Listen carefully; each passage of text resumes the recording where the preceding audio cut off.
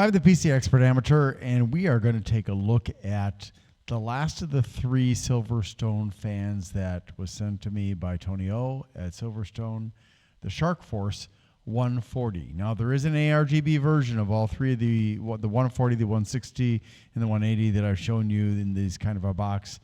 And I've already done the 140i ARGB that I bought myself.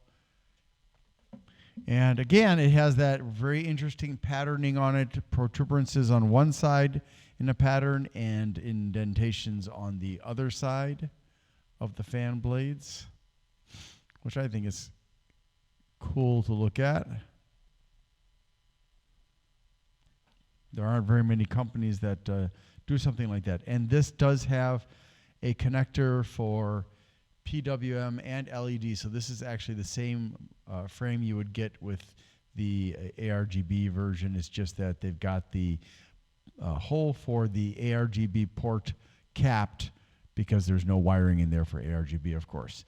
And it is a 4-pin JST connector, so it comes with this JST to PWM cable.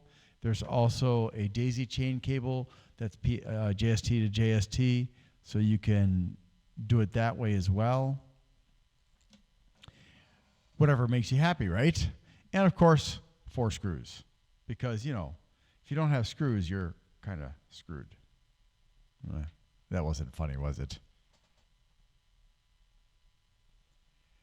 Well, I'm not, because I've got so many screws loose. It doesn't matter. Alrighty, here we go. Now let me get this up to speed, and you can enjoy the light show if there is any. Come on, come on. Come on, don't be difficult. You can do it. There you go. What's going on here? I tested this after I got it, and it was fine. And now it is not fine. There we go. I don't know what's up with that. That was weird. So let me turn this back down. Guess I'll have to check with SilverStone as to why that was happening.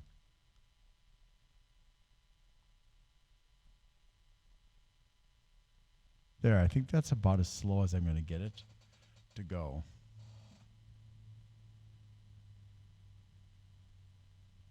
Nope, that is. Okay, low pitch.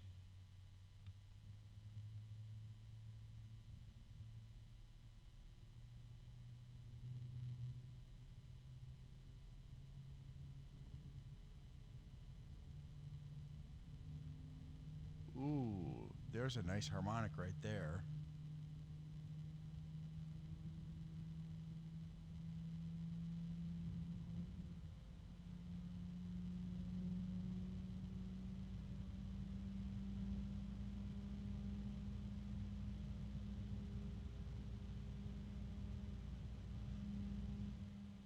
Okay, so that's maximum.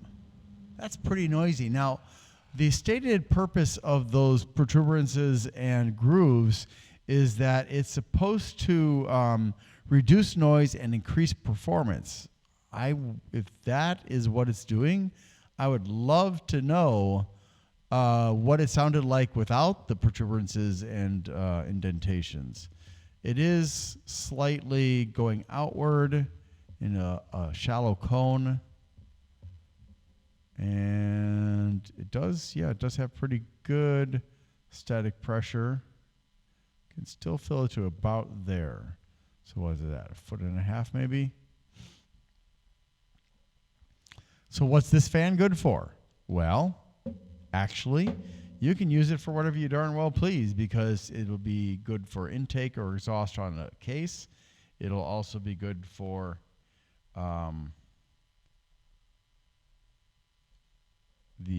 any kind of an air cooler that'll fit it, and or that it'll fit, I should say, and it'll be good on a radiator. And this is on par, if I'm not mistaken, with the Arctic P12 Max as far as the statistics are concerned.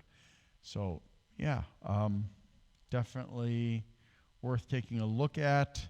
I am a little bit concerned about the fact that they did not give the lifespan of this fan, even though it's got a fluid dynamic bearing.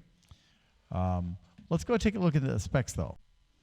Yeah, so the SilverStone Shark Force 140 or SF-140B, and this again was donated to SilverStone. No strings attached. I can keep it. I can get rid of it. I can sell it. I can do whatever I want to with it because that was what was offered to me, and I probably wouldn't have taken it otherwise. It is a 3-phase, 6-pole design for the motor, and that's also true with the other two ones. Well, actually, the other three. The other Shark Forces and the other air penetrators, they are mostly like that, if I remember correctly. It's a $30 fan. It was the cheapest I found, and that was at, I hate to say it, Walmart. Which is unusual because usually I don't find a lot of deals on Walmart when it comes to computer stuff. And it's certified by CEROHS and UKCA. Made in China, 140 by 25 millimeters, 1 year warranty in the US and Australia, 2 in the EU, 220 grams, 7 blades, mounting holes for 120 and 125.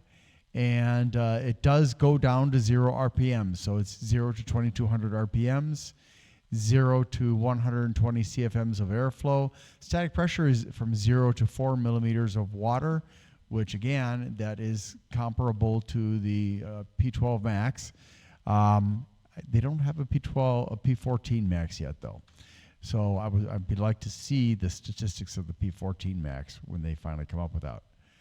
The fan noise is from 0 to 38.3 decibels. I think that probably is fairly accurate. The fan's cable, which is detachable, is 50 centimeters. It can be daisy-chained with the addition of the splitter, and it's not sleeved. PWM, fluid dynamic bearing.